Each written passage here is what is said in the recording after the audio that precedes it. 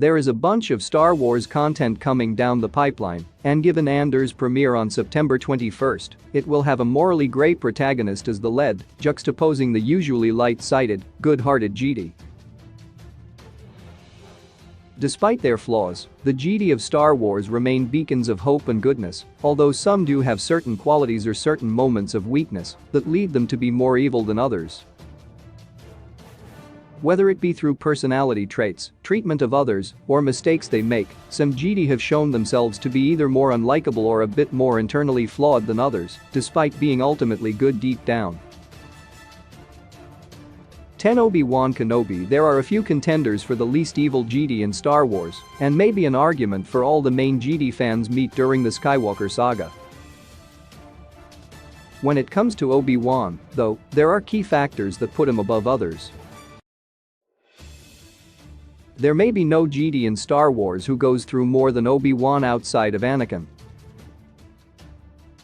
Obi-Wan endured watching Satine and Qui-Gon murdered in front of him, losing Anakin, living with all that guilt, and more. A weaker mind, a less wholly good individual, would have fallen to the dark side, but not Obi-Wan. In a quote that sums him up, he says only the weak give into the dark side. Even when he loses hope and faith, reserved to squalor while minding his own business and not stepping in, he is not evil, just a bit broken, crippled by guilt over mistakes. 9 Yoda, as can be seen in the Clone Wars during his underrated journey in the Force arc, Yoda has a mastery over his inner, natural dark side, which resides in everyone, and fans never see even a glimpse of evil from the Grandmaster. Master Yoda has made some hubris-driven mistakes like the rest of the Jedi Order, but he is still a kind individual who wants to be good and who wants the Jedi to be good. Even in isolation on Dagobah, he sought to help others like Ezra from afar, although never stepping in to help full-time again after 900 years of mostly service to the galaxy and fighting for the light. 8 Ahsoka Tano. In many fans' minds, Ahsoka Tano embodies what a Jedi should be. Despite getting wrongfully ousted from the Order before rejecting a proposed return, she is everything the Jedi of the prequel era should have been. Ahsoka was hot-headed and reckless in her early years, similar to her Jedi master, but like so many other Jedi, she has not a bit of evil in her. Even when she deems herself not a Jedi, in one of her best quotes, Ahsoka still lives as a Jedi should, and she stands by to help the everyday people who need it and fights without qualms or ulterior motives.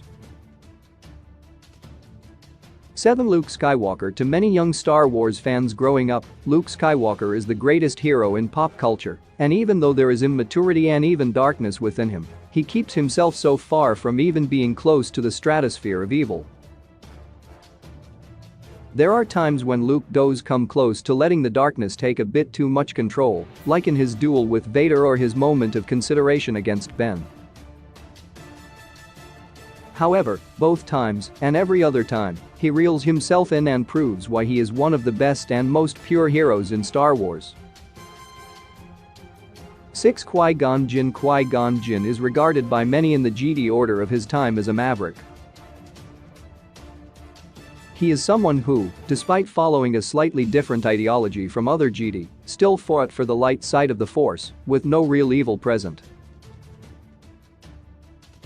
What is interesting about Qui-Gon is the fact that his Jedi master, Count Dooku, left the Order, joining the dark side of the Force following Qui-Gon's death.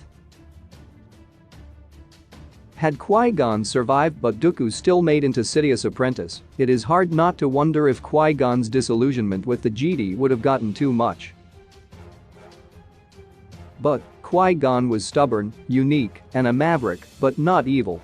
5 Kanan Jarrus. If not Ahsoka Tano or Qui-Gon Jinn, it is Kanan Jarrus who epitomizes what a Jedi should be, how they should act, and how they should approach inner challenges, as well as the fight against evil in the galaxy. He was, though, for a long time, lost.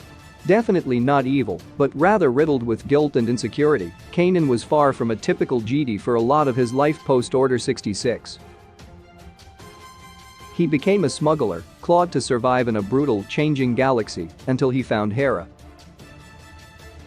While more traditional Jedi would have looked down on his stealing and criminal activity, even that which was against the Empire, he was a force for good and dealt with his inner issues better than nearly anyone else.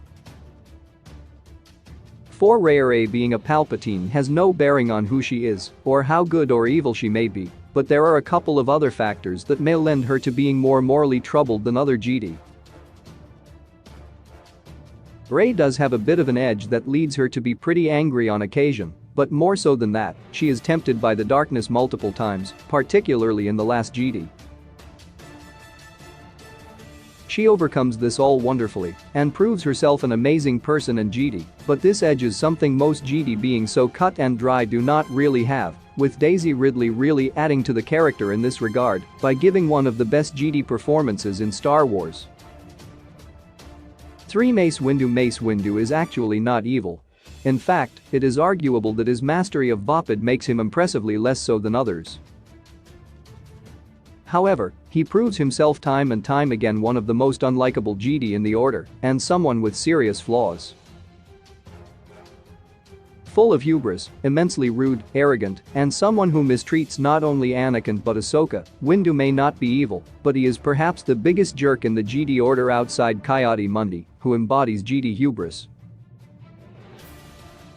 Windu is a terrific character, one of the most powerful Jedi around, and is obviously a warrior for good, but it is still hard to truly like him, especially in the Clone Wars.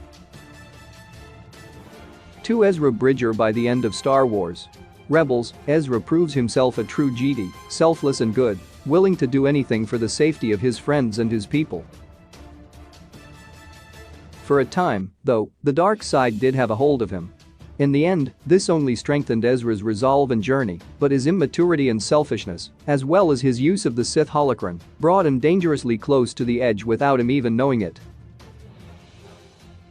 Having grown up a Loth rat, Ezra had a life unlike any other Jedi, and that gave him an edge and an inner darkness few other Jedi had for much of his life. 1. Anakin Skywalker. Perhaps the only Jedi who can actually be considered evil at times is Anakin Skywalker. Strictly talking about him before his betrayal against Mace Windu, Anakin shows his dark side, his evil, time and time again. Whether committing war crimes, brutally killing Trench, battering Clovis to a pulp, murdering Sand People, or any other of his morally questionable actions leaning on repugnant acts, Anakin is undoubtedly the evilest Jedi of the Clone Wars era. He is someone with so much inner turmoil and emotional issues. Though deep down, he is a truly good person who deserved so much better, the evil that lives in him